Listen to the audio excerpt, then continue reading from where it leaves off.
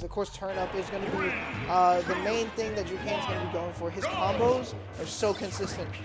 Is that stage? Yes. Oh my god.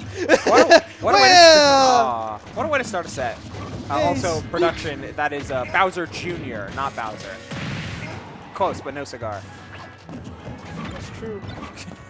Yeah, the son, not the like father. like son, Yeah. you know what they say. Would that make Peach the Holy Spirit? Is she the Trinity? Or is it Magic Koopa? True. Magic Koopa might go. Absolutely, bro. Mario movie, best character. Honestly. But yeah, let's back into this game. We're seeing Jukain with quite the lead, actually. 118% to Mr. Mugs' name. They're not going to find the skill just yet. Throwing back the Mecha Koopa.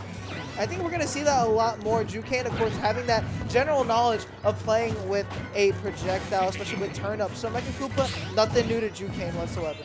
I want to see Jukain like have greater awareness on his edge guards, though. We're seeing great on-stage presence, and the edge guarding setups are certainly there, but you're going too far deep in order to try and intercept Junior there.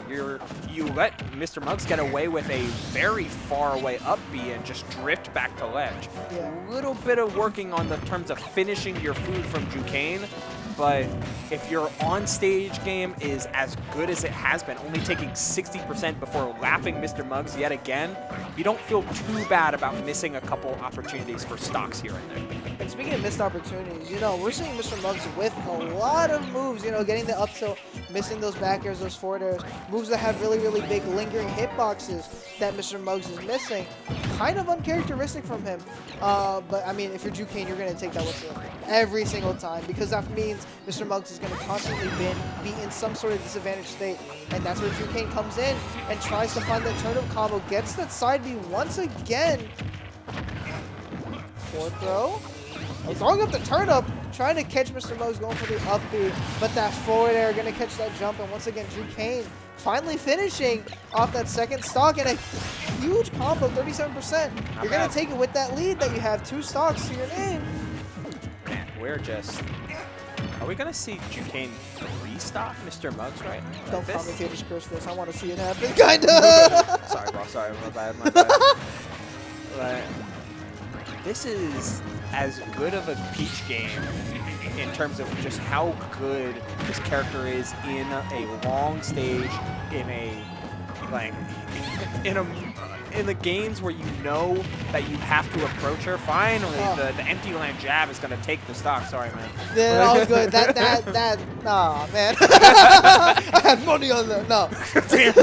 Already? My quarter, no. Oh, I'm gonna play Arcadian. Solid potential combo there from Mr. Mugs, though. Still showing that Ooh, fight. throwing the turnip up to counteract the Mecha Koopa. So smart from Jukain. Granted, he was probably doing that the entire time, and the Peach Bomber going to take that stock. I mean, granted, Jukain was going to throw up that turnip no matter what. Yeah. But the fact that it was able to counteract the Mecha Koopa, not allowing Mr. Mugs to get any sort of open, like a gateway to come back on the stage freely. Jukain going to take that with the 2 stock. Very, very strong showing from Jukain right there. Yeah, I mean, you take every bit of value that you can get, but Jukain looking real strong here in this game number 1. Got at least 1 more game to go, and a very important interaction when it came between Mr. Mugs and how he played his neutral was the clown cart getting beaten every single time by the Peach Bomber.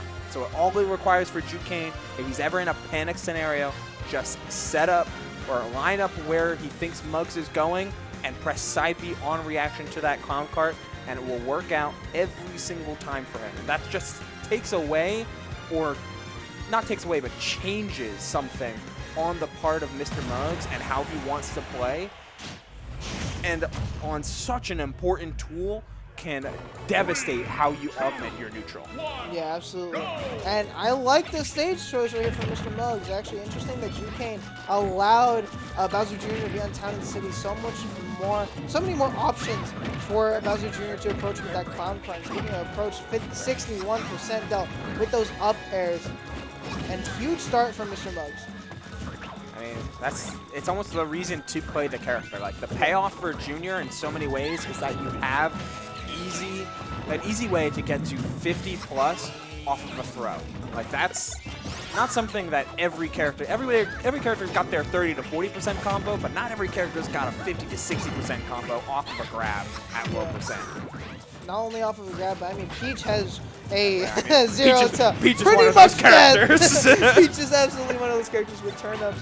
And Jukain grabbing that Mecha Koopa again. I mean, like I said before, it's like I feel like if Jukain just holding on to Mecha Koopa, it's nothing he hasn't, you know, dealt with before, especially with turn-ups. That item play might play a big role. Crowd's going absolutely ecstatic. I don't know what just happened. Yeah, something happened out there, but a stock's taken in here for sure with that up smash out of shield. We've been seeing Jukain go for a lot of cross-up rolls out of some back air pressure. So Mr. Mug slowly catching on to some of these defensive habits that were giving him pause in the previous game. Jukain starting to fall behind here, and it's, wow, Muggs went for something big on that part. But the up B so close to the corner, trying to close out stocks in 75. Yeah, I mean, even then, the payoff there was that he still got a hit anyway, so Jukain couldn't answer back. But this lead, the 75%, Jukain's bleeding a lot here. But this is Peach we're talking about, a character that can definitely make a comeback happen, so long as Mr. Muggs doesn't find the stock he's looking for it with the forward smash. A little bit overzealous with the jab, but finally getting hit, finally losing that stock. Yeah, going with the golf club on that forward smash. Has the longest hitbox, able to get a slight anti there. Ooh, good down there. Oh man, that was, both players are fully aware of the spacing there. Jukain and Mr. Muggs seeing that you can't do the 11 hits and roll out of shield on that rapid jab because Mr. Muggs was spaced so well. Some great awareness, and it's rewarding both players with a continued game state, but Mr. Muggs continuing to be in advantage, turning that up smash out of shield yet again on another one of those rolls in order to try and cross up and get his way back into center. Jukain gotta stop getting that roll habit called out if he wants to try and end this set in a 2-0. Yeah, Mr. Muggs is catching Jukain out in disadvantage a lot. Like you said, you know, those rolls. Mr. Muggs is catching him very well with that. Gets a nair off of that. But, I mean, Mr. Muggs is playing his advantage super well. You know, forcing Jukain really to stay on the side. And, I mean, despite Mr. Muggs, you know, being sent off stage, he's at 164. He has a bit of rage. He can still make something happen. Get a few more hits off. Gets up back air. Loses that stock for 48%. Still is enough to be a little bit comfortable. Of course, not too comfortable to the point where you might make a lot of mistakes. Yo, what timing there from Mr. Muggs. Like, for those unaware, when the background of Town and City stops moving, that's when the platform layouts are coming in. So because of the eject, he could time it to where he could absolutely land on a platform. Speaking of eject, that saved him a punish and allowed this type of situation to slowly unfold into his favor, taking your time and finding your damage. But without the stock there, that does give Jukain a little bit of extra lease on life, and the forward air comes down. Jukain trying to hold on to this corner pressure, but unable to stop the clown cart. Ooh. oh. Almost able to finish, but a little too high percent for the Mecha Koopa. The jab on that shit once again. Gets hit with the turn up and the down smash. Gonna close out game number 2 in Mr. Muggs' favor. That game, again, Town and City, a very, very strong stage for Bowser Jr. And again, advantage really was the key there for Mr. Muggs. Every single time that Mr. Muggs was in advantage, he got so much out of it. Not only that, but Jukain just could not find any way to get in. And defensive awareness from Mr. Muggs allowed him to win. I mean, granted, maybe by the skin of his teeth, but a win is, I mean, 1-1 right now. Both players sharing a game. And Mr. Muggs, you got to carry some of that momentum into this next match, because I mean, if anyone can play with momentum, it's Jukain, it's Peach. It's a very, very scary scenario if you allow Peach to get in, get a turn up, get a huge combo. And granted, again, Bowser Jr. is a very, very tanky character, can take a lot of hits, not only that, but live for a while, and has so many good options to recover. But, I mean, if you're in disadvantage, you ain't going to do all that. Yeah, some good awareness on both sides, some good gameplay on both sides. A dominant game 1 from Jukain, a solid finish to game 2 from Mr. Muggs, not relinquishing a lead. Getting some coaching here is Muggs from a PR Perennial and Hayes. What is his costume? Because it's Cappy, but hey, Jukain also does have a coach. It's that's some good old Delta Force. Yes, lovely. He also was on PR. Yeah. I Of mean, course. that's why you're here. You get Exactly. you get the PR guys to come out, support some friends, support some players, 2 rising stars. Like some real good gameplay on both sides. A 1-1 set. We've got a long finish ahead of us. It's crazy how you said that these guys are like kind of like people are rising stars. I feel like so many of these participants in this Arcadian have really just, you know, set the tone, you know, put their name really out there, like Jukain, Mr. Muggs, and even Xavier, you know, the top echelon of this Arcadian, you know, are all players that people fear every single time they see in bracket. Oh yeah, you know it's going to be a hard-fought set every time you see these players. It's just a matter of finding your way over the hump, like just breaking down that ceiling so you can find your way into that true top echelon that is marked by, you know, a funny little number. We're still good here though in the terms of the corner. Both players trying to find that first stock again, as we saw in the Xavier and Krugbo set and plenty of other sets throughout the many brackets that are in Tri-State. First stock sets the tone, and Jukain is the one that takes the first blood here in game number 3. Yeah, and I mean, Battlefield allows for Jukain to really set up a lot more combos, be able to extend his conversions up the bomb! I don't think he expected that. he let it rip though. Like sometimes when you're in a lead like this, playing to the RNG is oftentimes not in your favor. Like, oh, the bomb, the Saturn, that could be used against me.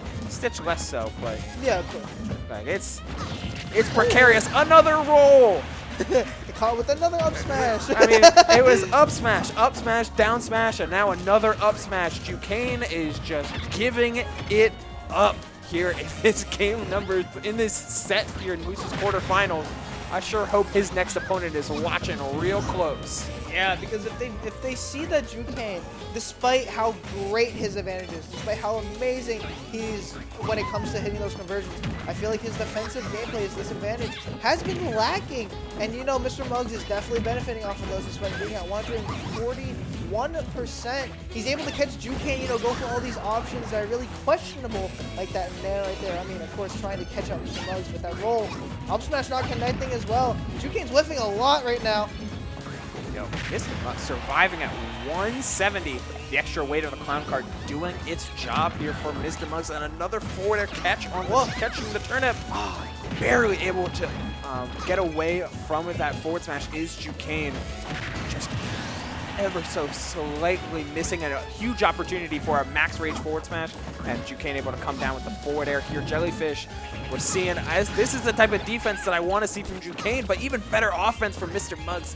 Did not take the stock. He's searching for the stock, and he's got to get it soon. Because if he allows Jukain to get one hit right there, like that down air, it could be very difficult for Mr. Muggs to make a comeback, and especially when you allow Jukain to regain stage control, regain center stage. It's just so tough against a player like Jukain who's so consistent with all of his combos. And again, his advantage is so good. It's really his disadvantage that lags, and Mr. Muggs consistently catch Mr. Muggs out in disadvantage. Oh, that also not hitting. Ugh. Oh, so Peaches, we talk about pancaking with so many characters. Peaches, one of them. The amount of flattening that she does on some of her landing animations is allowed to get away with some very, very interesting stuff. And 162 for a reason here, Jellyfish. The defense from Jukain slowly and steadily getting your way into a winning position, but another roll in got punished. That's five stocks. Will it be 6? Will it be 6? It really depends. So long as Mr. Muggs gets one hit off, but Jukain not letting that happen. Playing so defensively, playing towards the ledge.